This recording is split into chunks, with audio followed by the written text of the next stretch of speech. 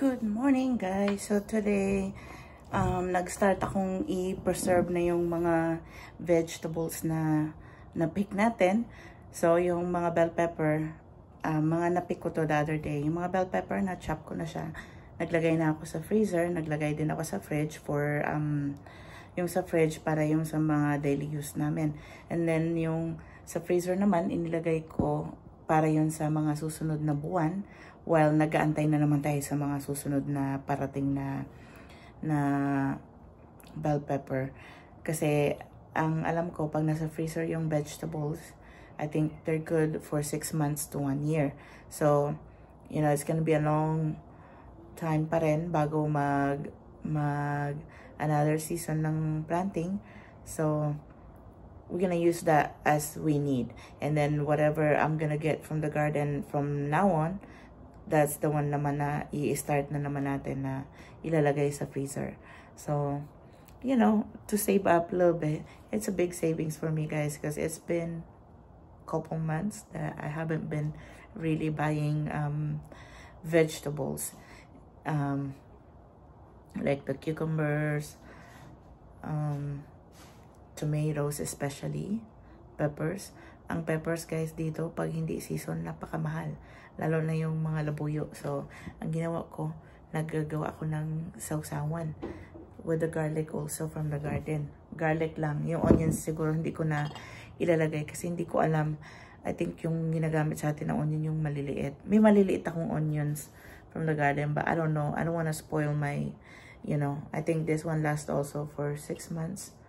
Sabi sa YouTube, 3 months to 6 months. But, you know, sa Pilipinas, sus, yung tagal kaya. But, we'll see. Ano ko lang, iniin ko lang siya ng 6 months. And then, after that, pag nangahinog na naman yung sili natin sa garden, gagawa na naman tayo ng panibago. And for sure, hindi ito aabot ng 6 months. Kasi ito rin yung ginagamit ko na panglagay sa paksiyo. Ano naman tayo pagpaksiyo. So, but hopefully makarami tayo. So, yan lang guys. Ano natin. Ganyan lang sili. Tapos mape-preserve na yan dyan siya guys.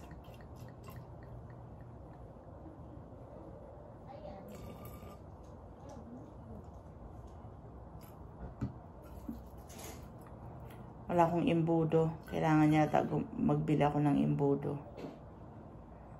Imbudo is what's imbudo in English? Funnel? I think so. Yeah, but I don't have funnel right now.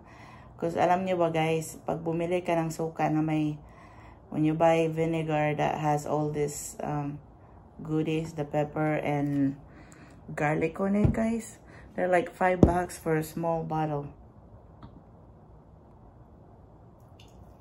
So I have it. Why not make it myself?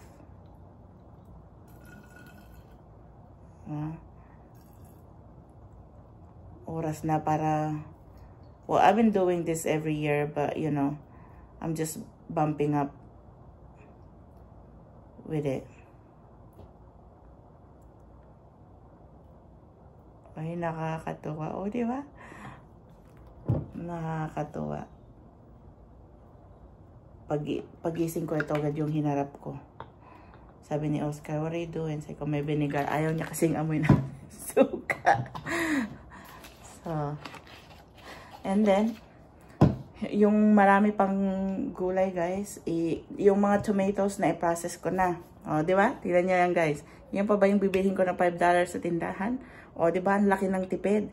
Usually, ano to last year ginawa ko 2 bote ng ganito kalaki. Naubos na yun guys. Tapos, 2 boteng ganito. Tapos, isang, yung malaki yung kagaya sa Pilipinas, yung babasagin na, ano, yung nilalagyan ng tuba.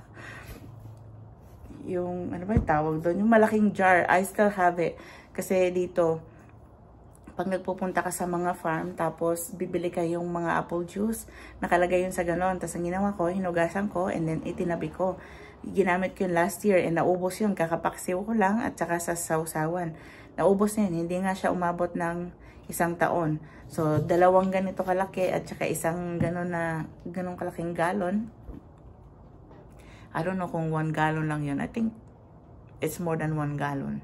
One of these days, I'll show you guys. Naubos nga eh. How much ito pa? So, ito lang muna ito. Ang first preservation ko ng chili and garlic. Para, you know, I will always have it. O, diba? Dalawa na. Iniisip ko guys, lagyan sana ng salt. Mag-suggest nga kayo kung alam nyo. Kasi hindi ko alam eh. Pero siguro naman, kung lalagyan ko ng salt, okay yun, makakatulong sa preservation nito kasi, di ba, nakakatulong nga sa pag-preserve ang salt. But I'm not so sure kung nilalagyan ba ng salt. Or ako na lang maglalagay ito yung gagamitin ko. I just want to have this, like, you know, para yung flavor, yung sa chili flavor masok ng vinegar. And then maybe after a week, I could use it already. I could use it right away, but, you know, I just want the chili flavor and the garlic flavor in there. Amoy bawang talaga. Kasi, fresh na fresh yung bawang, guys. And, galing din siya sa garden. So, ayan yung mga ginagawa ko, guys, para makatipid. Itong taon talaga na to, guys, I've been doing a lot, like, experimentation in my garden. Like, dati, one batch lang talaga hanggang 2 batch of, ano lang ako, yung bawa yung zucchini at cucumber hanggang 2nd batch lang. Eh ngayon talagang ang zucchini ko, I have 3rd wave already and plano ko ngayong araw na to, magagawa ako pang 4th wave. At hindi ako nagtanim ng masyadong maraming zucchini this year kasi sasayang lang, nakakapamigay pa nga ako guys kahit konti lang. Hanggang 2 lang, every wave 2 lang. Ngayon meron naman ako yung 3rd wave ko. Nagbubunga na. Yung sa kabila, doon sa mama ko, pang 3rd wave din yun, magfa-flower na rin. Kahapon, nag-start na, nakita ko na magfa-flower na. Yung aking, ang aking cucumber na pang 3rd wave din, andoon na. Kasi yung 1st and 2nd, yung 2nd wave ko ng cucumber, yun yung pinagpipitasan namin ngayon. Pero, 3 weeks ago, tapos na yung 1st wave doon, yung cucumber. Tapos ngayon, yung 2nd wave, patapos na rin. So, yung 3rd wave ko ng cucumber, guys, pabulaklak na rin siya. May mga bulaklak na siya. But, maybe next week, makakapagsimula na rin tayong mag-harvest ng cucumber doon. O 1 week or 2, pang 3rd wave. Kasi yung sa ngayon, siguro, makaharvest pa ako ng isang beses dito sa sa cucumber ko na second wave. So, susunod na yung 3rd wave. And then, meron na ako uling tinanim na pang 4th wave ng cucumber. Ganito na siya kalalaki. Na-transplant ko na yung 3. May iba pa akong ita-transplant. So, 3 lang naka-transplant. And I guess, I don't know if I'm gonna do another one. Because I still have enough time to plant another batch.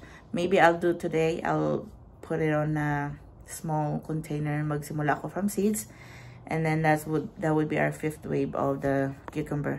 Same, then magtatanim ako pang 4th wave naman ng aking zucchini. So, that's it guys. So, hopefully, nagustuhan nyo ang ating video. Ganito ako mag-preserve ng aking sili and garlic.